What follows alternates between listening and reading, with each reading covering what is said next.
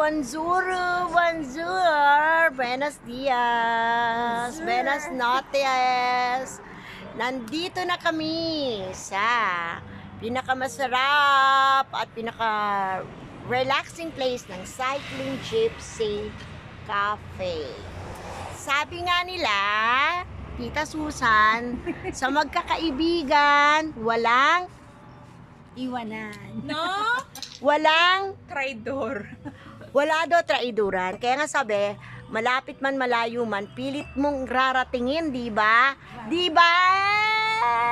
Ayan, maganda ang mga ngiti natin. Siyempre, dahil nga napapag-usapan ng ngayon, mahirap na kasing tumingin at humanap ng Tunay. matalik at tunay na kaibigan. Umanap ka Kung ng pa. tatandanan, Ano daw?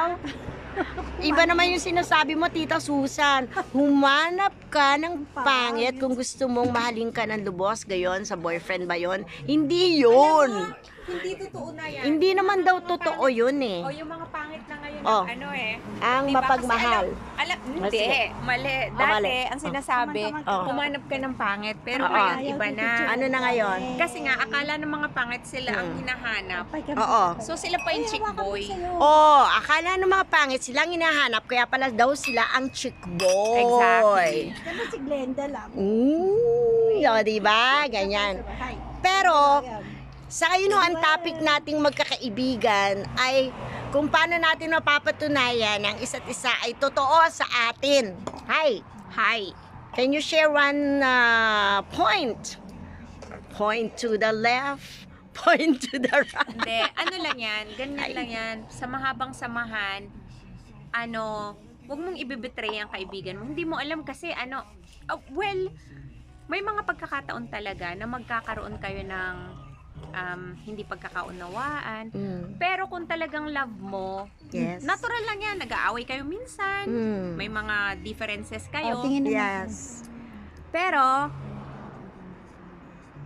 Isang shot lang daw munang picture, okay? kung alam mo in your heart na love mo pala siya, huwag mo sisiraan sa iba. Totoo yan. Kasi may pagkakataon na magkabalikan kayo eh. Tama yan. 'Di ba? Mm. Tapos, pag na-realize mo, wala na. It's done.